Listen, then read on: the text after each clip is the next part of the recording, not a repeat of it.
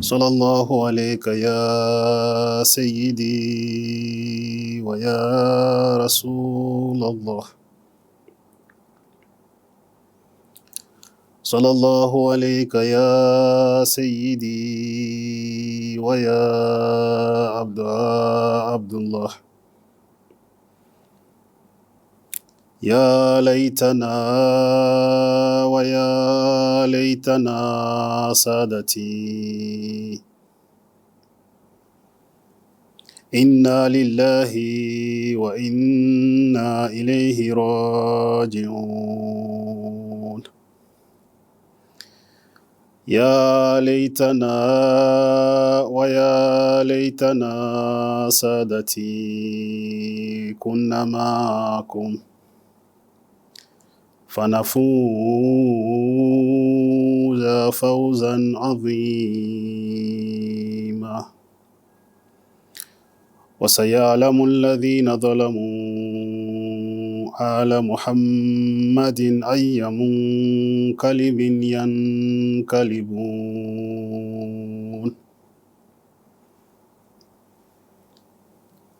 Au nom d'Allah, le clément, le tout miséricordieux, le très miséricordieux.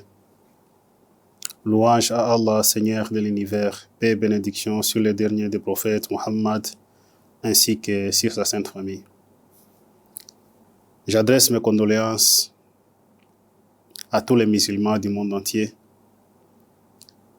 ainsi qu'à tous les hommes libres du monde entier, en ces jours du martyre de l'imam Hussein alayhi salam. Le 10e jour d'Ashura, qui est le jour de la calamité de Al-Bayt, le jour dont le prophète avait perdu son petit-fils Hussein, ainsi que ses membres de la famille. Chers frères et sœurs en islam, sur ce, je vous présente encore une fois de plus mes sincères condoléances, et je présente aussi mes condoléances au prophète Muhammad et à Fatima Zahra salamullahi alayha, qui a perdu en ces jours son deuxième fils, Hussein, qu'elle aimait beaucoup. Chers frères et sœurs, vous savez que la tragédie de Karbala, c'est quelque chose qui est tellement douloureux. Pourquoi? Parce que il y a des gens qui se disaient eux-mêmes musulmans, mais qui sont venus pour assassiner le petit-fils de leur prophète. Les gens qui se disaient suivre la tradition du prophète Muhammad sallallahu alayhi wa sallam, mais ces jours-là sont venus pour assassiner celui que le prophète Muhammad disait, Hussein et Hassan sont les maîtres des jeunes du paradis. Comme vous le savez encore, pendant les premiers 10 jours de Muharram, nous les considérons comme étant une université pour nous, une université dans laquelle nous apprenons beaucoup de choses qui peuvent nous servir dans ce monde et dans l'au-delà. La raison pour laquelle j'ai choisi un sujet aujourd'hui qui va nous aider à connaître quelles sont les caractéristiques d'un imam. Et ça, c'est l'imam Hussein lui-même qui va nous aider à expliquer cela, à éclairer nos lanternes pour nous dire, c'est lui qui peut diriger la communauté musulmane, c'est lui qui peut se dire, il est Amir al-Muminin, l'émir des croyants, doit avoir quelles caractéristiques. Lorsque nous lisons le Saint-Coran, le Coran nous dit, Bismillahirrahmanirrahim, وَجَعَلْنَاهُمْ أَئِمَّةً يَهْدُونَ لِأَمْرِنَا لَمَّا صَبَرُوا. Le verset nous dit que Allah subhanahu wa ta'ala nous dit, j'ai établi les imams, nous les avons nommés, nous les avons désignés comme étant les imams pour qu'ils dirigent les gens vers nous. Et nous avons encore l'autre verset qui dit, nous avons des imams qui dirigent les gens vers l'enfer. Donc nous avons des imams que le Coran nous présente. Nous avons les imams qui dirigent les gens, qui guident les gens vers Allah subhanahu wa ta'ala. Et nous avons encore les imams qui guident les gens vers la perdition. Donc les imams sataniques, les imams qui ne suivent pas les recommandations de Dieu subhanahu wa ta'ala. Sur ce, lorsque nous lisons dans une lettre que Imam Hussein alayhi salam avait écrite aux notables de Koufa. Dans cette lettre, l'imam a expliqué les objectifs de son soulèvement. Et il a aussi expliqué quelles sont les caractéristiques et les critères que doit avoir un imam qui guide vers Dieu subhanahu wa ta'ala.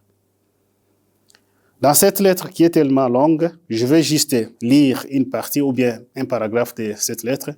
L'imam dit « Fala amri mal imamu illa al-amilu bi kitabi wal-akhizu bi qist wada'inu bil haqq wal-habisu nafsahu ala dhati Allahi ta'ala » Dans cette phrase, l'imam nous dit que « Je jure par mon âme ». Personne ne peut prétendre être imam, sauf s'il a ces caractéristiques suivantes. Premièrement, il doit agir selon le Coran. Donc, un imam est celui qui agit suivant le Coran. Nous allons expliquer cela en long et en large.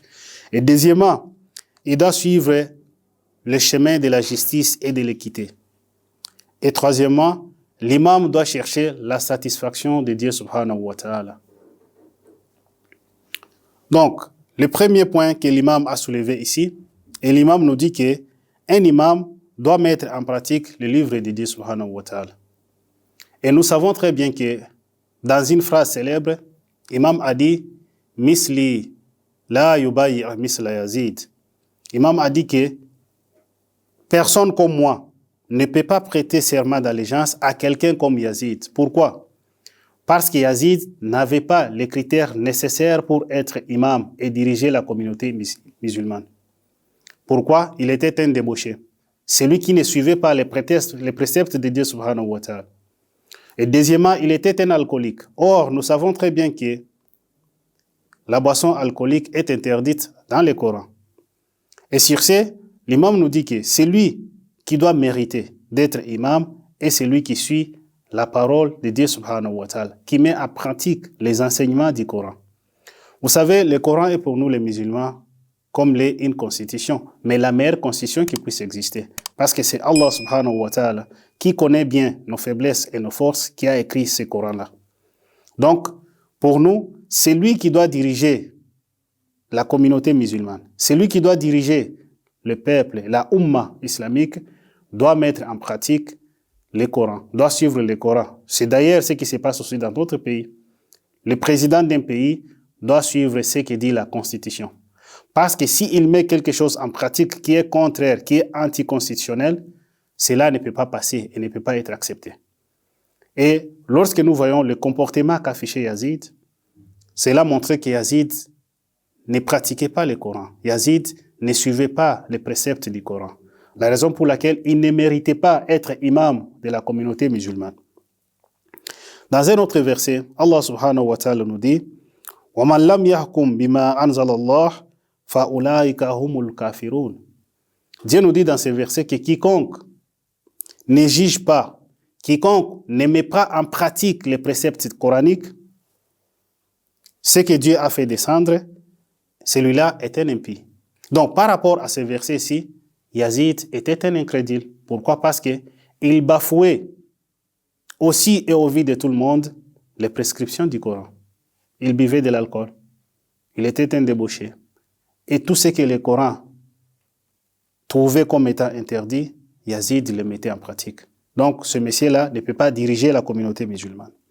Dans un autre verset, Allah subhanahu wa ta'ala nous dit وَمَنْ لَمْ يَحْكُمْ بِمَا أَنزَلَ اللَّهُ فَأُولَٰئِكَ هُمُ الْفَاسِقُونَ. Et ceux qui ne jugent pas d'après ce qu'Allah a fait descendre, ceux-là sont les pervers. Et Yazid était un pervers. Pourquoi ? Parce qu'il ne suivait pas les enseignements du Coran. Il ne suivait pas ce que Allah subhanahu wa ta'ala a fait descendre sur le messager d'Allah. Donc le premier point que l'imam a soulevé ici est qu'un imam est celui qui suit les enseignements du Coran, qui met en pratique les préceptes du Coran. C'est pour cela, dans un discours, l'imam dit que je ne suis pas sorti comme un brigand. Et je ne suis pas sorti, je ne me suis pas soulevé comme un malfaiteur. Mais je vais seulement ordonner à faire ce qui est bien et à interdire ce qui est blâmable. Et je vais aussi appeler les gens à suivre le livre d'Allah subhanahu wa ta'ala et la tradition du messager de Dieu.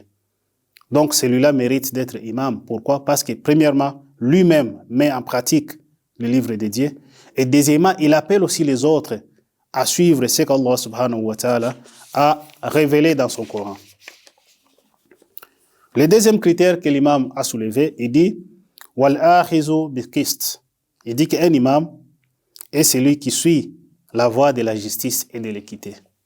L'imam est celui qui met en pratique la justice et qui agit selon la justice et l'équité, qui agit et qui suit les chemins de la justice. Pourquoi? Parce que le Saint-Coran nous dit ici « Laqad arsalna rusulana bil-bayyinat wa anzalna ma'humul kitab wal-mizan liyaquma nasu bil-qist » Le Saint-Coran nous dit que nous avons effectivement envoyé nos messagers avec des preuves évidentes et fait descendre avec eux le livre et la balance afin qu'ils établissent la justice parmi les gens. C'est lui qui doit diriger la Ummah, c'est lui qui doit remplacer, succéder le messager d'Allah pour diriger la Ummah, doit être quelqu'un qui pratique l'équité et la justice. Or, Jadid, c'était quelqu'un qui ne connaissait même pas l'essence de l'équité et de la justice. Lorsque nous lisons dans l'histoire, commençant par son père Muawiyah, nous voyons que c'est seulement les membres de leur famille qui étaient nommés. C'était ces gens-là qui bénéficiaient du trésor public. Alors, ils n'agissaient pas ni par justice, ni par équité. Ils bafouaient tout ce que Allah subhanahu wa ta'ala avait prescrit comme étant équité et justice. Un autre verset coranique nous dit وَإِنْ حَكَمْتَ فَحْكُمْ بَيْنَهُمْ بِالْقِسْطِ إِنَّ اللَّهَ لَا يُحِبُّ الْمُقْسِطِينَ إِنَّ اللَّهَ يُحِبُّ الْمُقْسِطِينَ. Il dit que si tu juges parmi eux, alors juge entre eux selon l'équité et selon la justice. Car Allah aime ceux qui jugent équitablement. Allah aime ceux qui suivent la justice et ceux qui jugent avec équité. Or, Yazid n'était pas de ceux-là qui suivaient l'équité ni la justice. Yazid était un oppresseur, tout comme son père. C'était les gens qui ne suivaient rien de ce que Allah subhanahu wa ta'ala avait enseigné. Cela a donné l'occasion à l'imam Hussein afin qu'il puisse se soulever et dénoncer ce qui s'est passé. Et l'imam a dit dans un discours célèbre, il a dit que si moi, la personne comme moi, Hussein, prêtait serment à quelqu'un comme Yazid, Allah l'islam salam. Si quelqu'un comme moi prêtait serment à quelqu'un comme Yazid, nous allons dire au revoir à l'islam. Pourquoi? Parce que l'islam sera dévié de son chemin. Le chemin de l'équité et de la justice ne sera pas appliqué. Ça sera l'injustice, l'oppression et tout ce qui est répugné par l'islam qui gouvernera les musulmans et la communauté musulmane. Donc, cela a poussé Imam Hussein alayhi salam à se soulever pour dire non à l'oppression et non à l'injustice que Yazid était en train de tramer. Le troisième point que l'imam a soulevé, l'imam dit « Wada'inu bil haq ». Un guide et imam des musulmans est celui qui se comporte suivant la vérité et fait en sorte que la vérité règne dans la communauté. Yazid, tout comme son père, c'était les gens qui, à travers la corruption, qui s'aimaient corruption sur terre, qui ne savaient rien d'autre que corrompre les gens afin de s'atteler l'amour et la popularité des gens. C'était des gens qui ne suivaient absolument rien. Lorsque nous voyons ce que Imam Hassan alayhi salam avait signé dans les traités avec Muawiyah, l'imam lui a bien dit clairement que la loi qui sera applicable dans la communauté musulmane, c'est celle qui suit le Coran et la tradition du messager d'Allah. Mais Yazid n'avait pas respecté cela.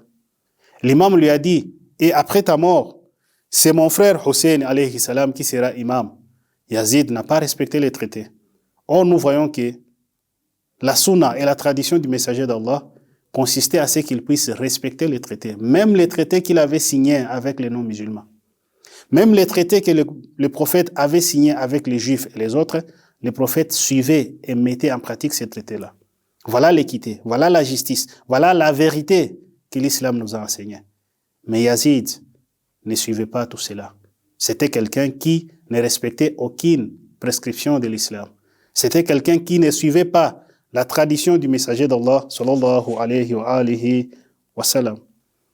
Le messager d'Allah a dit dans un hadith, il dit Al-aliyu ma'al-haq, wal-haqqu ma'al-ali, yadouru haysu madar. Il dit que l'imam est celui qui suit la vérité. Et la vérité est toujours avec l'imam. Un imam qui guide vers Dieu, c'est celui-là qui est toujours avec la vérité, comme l'a été Imam Ali alayhi salam, et comme l'a été aussi Imam Hussein en son temps. Donc c'est quelqu'un qui suivait la vérité et que la vérité était toujours avec lui. Le quatrième point que l'imam a soulevé dans son discours, l'imam a dit « Walhabisu nafsahu ala dhatillah ». L'imam a dit qu'un imam est celui, un vrai imam qui guide vers Dieu, est celui qui ne cherche rien d'autre que la satisfaction de Dieu subhanahu wa ta'ala. Le 10e jour d'Ashura, après que les partisans de l'imam Hussein, un après l'autre, étaient tués, étaient massacrés. Les fils et les enfants de l'imam Hussein, un après l'autre, étaient tombés en martyr. L'imam est resté tout seul. Ce jour-là, l'imam a commencé à dire Hal minna sur yansurana. Y a-t-il quelqu'un qui puisse venir au secours du petit-fils du prophète? Y a-t-il quelqu'un qui puisse venir au secours et suivre la religion d'Allah subhanahu wa ta'ala? Parmi les discours que l'imam avait tenus ce jour-là, l'imam a interrogé les gens, est-ce que vous me connaissez? Savez-vous que je suis le petit-fils du prophète?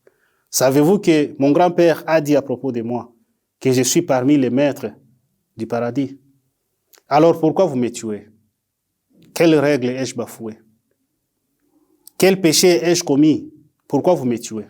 Lorsque l'imam a tenu ce discours ici, on nous dit dans les riwayas, quelqu'un parmi les soldats qui étaient là, qui était Hur, son nom, il a entendu le discours de l'imam, il a pris son cheval et il est venu à côté de l'imam Hussein alayhi salam.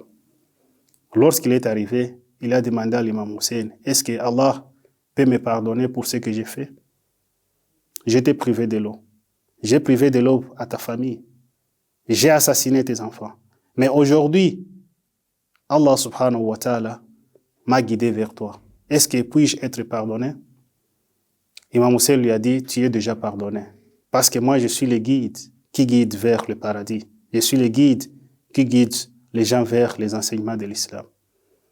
À ce moment-là, Hur a demandé à l'imam Hussein la permission afin qu'il puisse combattre les soldats. Et l'imam Hussein lui a donné la permission.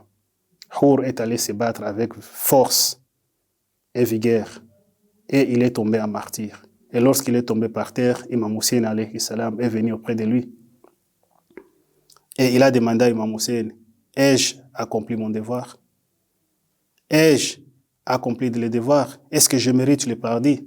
L'imam lui a dit, Hur, comme ton nom l'indique, tu es né libre. Et aujourd'hui, tu es parti libre. Allah subhanahu wa ta'ala puisse t'accueillir et te mettre dans le paradis.